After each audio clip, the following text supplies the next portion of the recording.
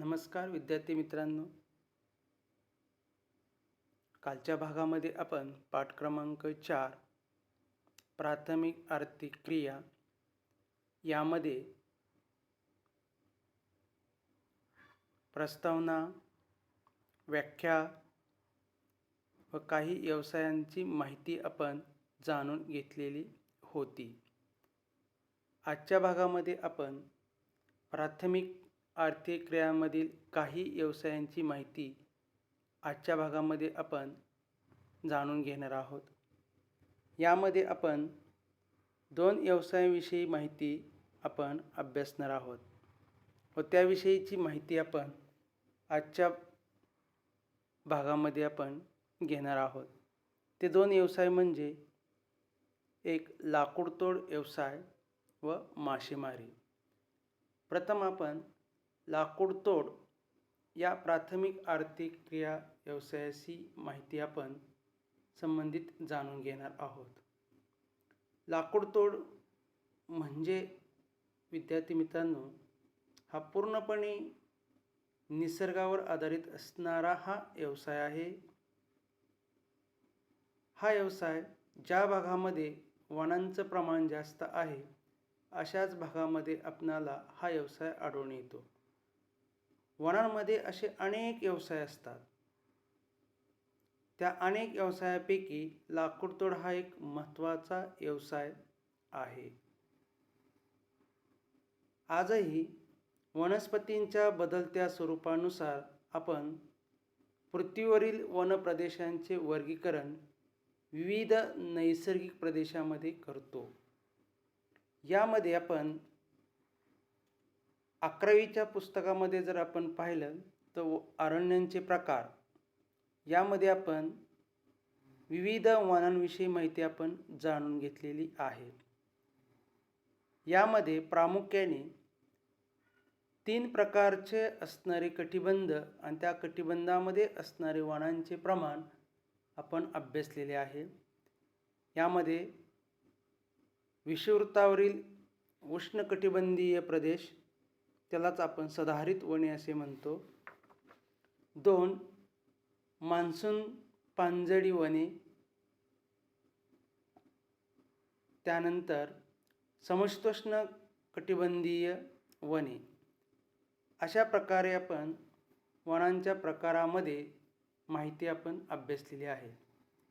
या प्रकारापैकी काही वनांमध्येच लाकूडतोड हा व्यवसाय व्यापारी तत्वावर विकसित झालेला आहे. काही वनांमध्ये आजही व्यापारी तत्वावर हा व्यवसाय विकसित होऊ शकत नाही.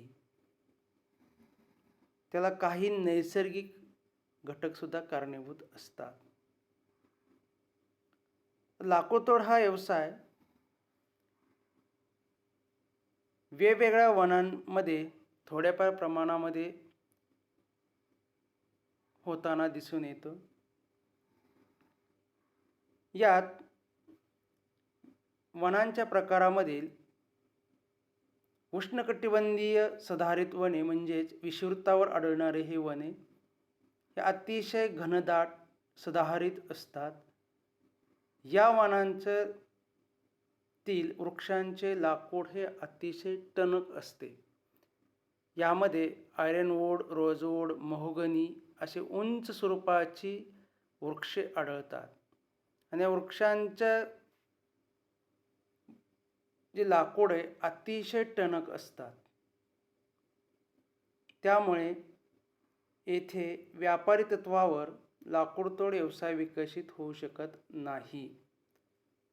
तर दुसरा प्रकार आहे मोसमी किंवा पानझडी हवामान प्रदेशातील वने. ही वने ही विरळ स्वरूपाची आढळतात. तसेच या वनांच्या तळाशी आसपास झाडे झुडपे मोठ्या प्रमाणामध्ये उगवतात. ही वने दाट वस्तीच्या प्रदेशांच्या सानिध्यात असल्याने या वनातील जमिनी मोठ्या प्रमाणात शेतीखाली आणल्या आहेत. त्यामुळे कालांतराने ही वने नष्ट होण्याची भीती निर्माण झालेली आहे. त्यानंतर तिसरा प्रकार अतिशय महत्त्वाचा, कारण या वनांमध्येच लाकूडतोड व्यवसाय हा मोठ्या प्रमाणात विकसित झालेला आहे. तो वनांचा प्रकार म्हणजे सूचिपर्णी वने. या वनक्षेत्रात एकाच जातीचे वृक्ष विस्तृत प्रदेशात उगवलेली असतात. हे वृक्ष सरळ उंच वाढतात. ती सदाहरित असतात. या अरण्यातील वृक्ष मऊ लाकडामुळे लाकूडतोड व्यवसायासाठी उपयुक्त आहे. म्हणून जगात सर्वात जास्त व्यापारी तत्वावर लाकूडतोड व्यवसाय सूचिपर्णी वनातच केला जातो. आज जगात लाकूडतोड विविध कारणांसाठी अतिशय उपयुक्त असल्यामुळे प्रचंड प्रमाणात लाकूडतोड केली जात आहे.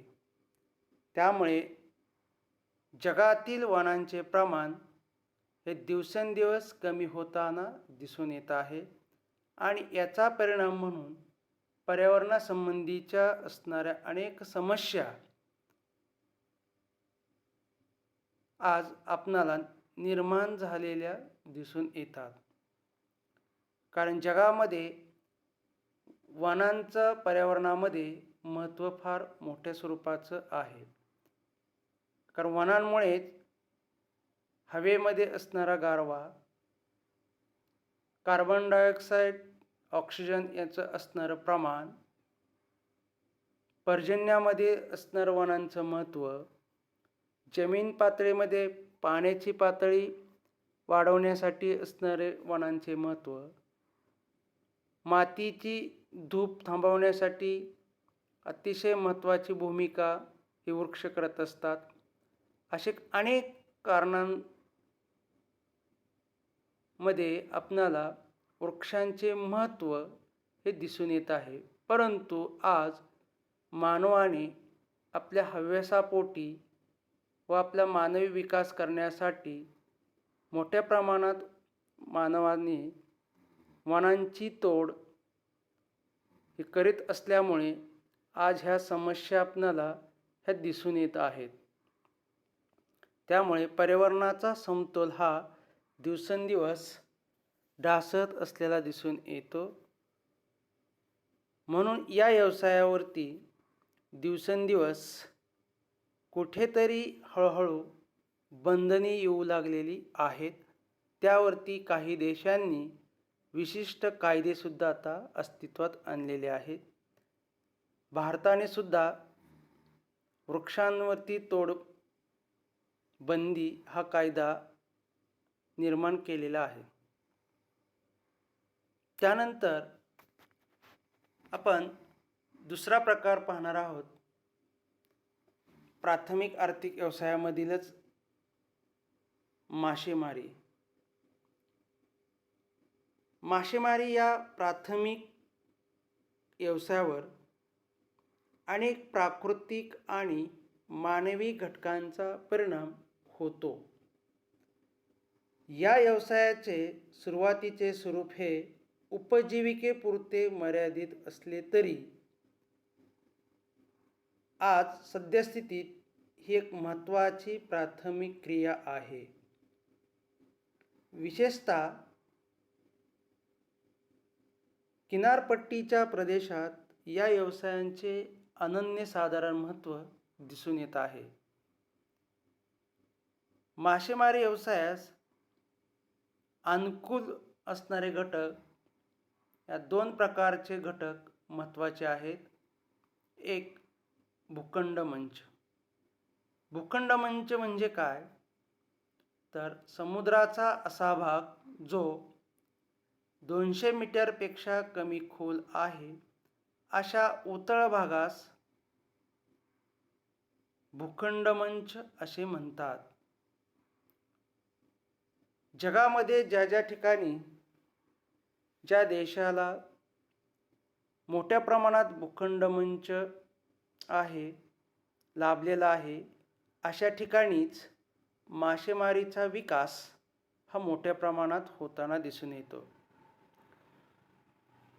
काही महासागरातील असणाऱ्या देशांच्या लाभलेले किनारे, उदाहरणार्थ वायव्य पॅसिफिक महासागरातील चीनजवळील ओखोत्स्क प्रदेश हा मासेमारीसाठी अनुकूल आहे आणि या भागामध्येच मोठ्या प्रमाणात मासेमारी व्यवसाय विकसित झालेले दिसून येतात.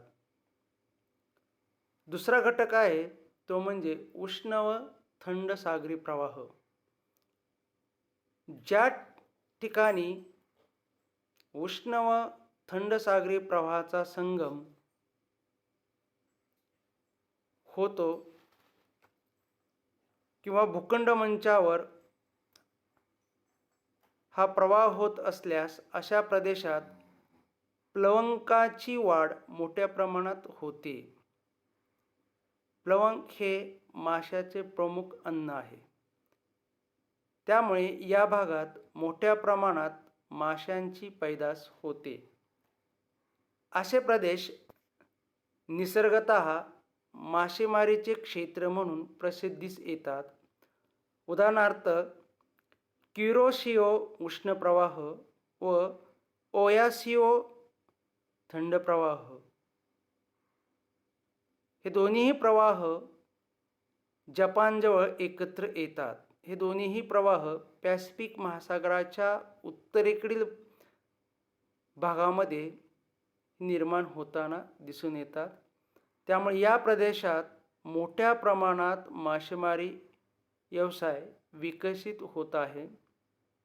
हा व्यवसाय व्यापारी तत्त्वावर विकसित होतो आणि येथूनच मासेमारीची निर्यात इतर असणाऱ्या देशांमध्ये सुद्धा केली जाते. त्यामुळे जपान हा मासेमारीचं किंवा मासेमारी व्यवसायाचं प्रमुख केंद्रबिंदू आहे. तसेच मासेमारी व्यवसायावरती सुद्धा इतरही काही घटक परिणाम करत असतात. त्यामध्ये आपण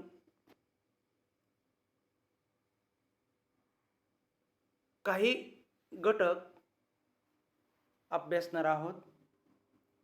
प्रथम मासेमारी व्यवसायावर परिणाम करणारा घटक म्हणजे पारंपरिक कौशल्य. ज्या देशांमध्ये अजूनही पारंपरिक कौशल्य वापरून मासेमारी व्यवसाय करत असतात त्या भागामध्ये मासेमारी व्यवसाय हा जास्त वृद्धिंगित झालेला दिसून येतो. तर हे कौशल्य काही देशांनी आजही विकसित केलेले आहेत. ते देश म्हणजे जपान व चीन. यासारख्या देशांमध्ये मासेमारीचे पारंपरिक कौशल्य उच्च दर्जाचे आहे. त्यामुळे तेथे हा व्यवसाय मोठ्या प्रमाणात वृद्धिंगित झालेला आहे. त्यामुळे हा घटक मासेमारीवरती परिणाम करताना दिसून येतो. दुसरा घटक आहे अन्न टंचाई. ज्या देशांमध्ये जमिनीची कमतरता आहे, जास्त लोकसंख्या आहे आणि प्रथिनांचा अभाव आहे, त्यामुळे अशा देशांना अन्न घटकांची टंचाई मोठ्या प्रमाणात भेडसावत असते. त्यामुळे हे देश इतर मासेमारी व्यवसायावर अवलंबून राहावं लागतं. उदाहरणार्थ आपण जपान, फिलिपाईन्स या देशांमध्ये जमिनीची अतिशय कमतरता आहे आणि असूनही त्या ठिकाणी शेतीचा विकास हा मोठ्या प्रमाणात विकसित न झाल्यामुळे त्या देशांना त्यांच्या सभोवताली असणाऱ्या समुद्र व महासागरातील मासेमारीवरच अवलंबून राहावे लागते. त्यामुळे येथे हा व्यवसाय परंपरेने आर्थिक व्यवसाय म्हणून विकसित झाला आहे.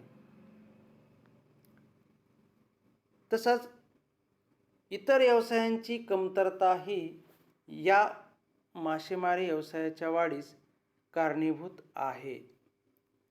त्यानंतर ज्या देशांनी अद्ययावत तंत्रज्ञानाचा स्वीकार केलेला आहे त्या तंत्रज्ञानाच्या वापरामुळे मासेमारी व्यवसाय हा वृद्धिंगत झालेला दिसून येतो.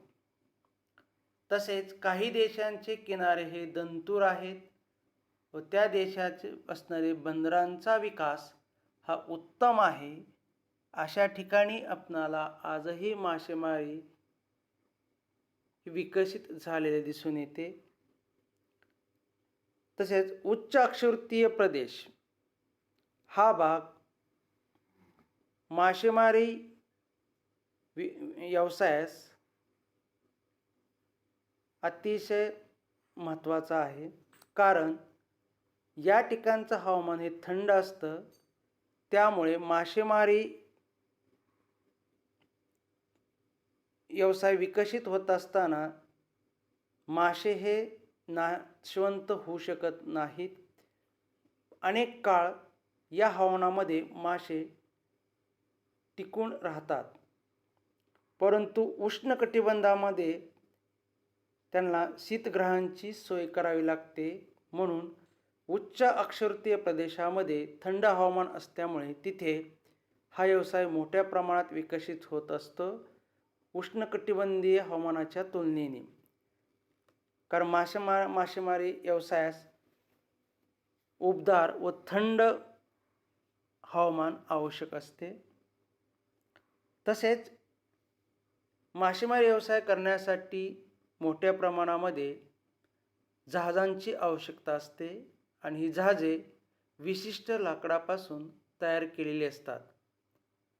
त्यामुळे ज्या किनारपट्टीपासून वनप्रदेश जवळ असतील त्या भागात जहाजबांधणी व्यवसायासाठी लाकूड सहज प्राप्त होते आणि त्यातून मासेमारी व्यवसायास अशा जहाजांचा उपयोग करून मोठ्या प्रमाणामध्ये मासेमारी व्यवसाय केला जातो. विद्यार्थी मित्रांनो, अशा पद्धतीने प्राथमिक आर्थिक क्रियांमधील हे दोन महत्त्वाचे व्यवसाय आहेत. या व्यवसायाविषयी आपण आजच्या भागामध्ये माहिती जाणून घेतलेली आहे. आपणाला या व्यवसायाविषयी असणारी माहिती,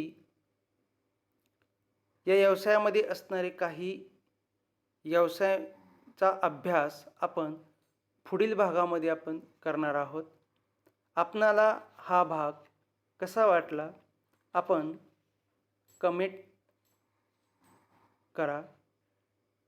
धन्यवाद.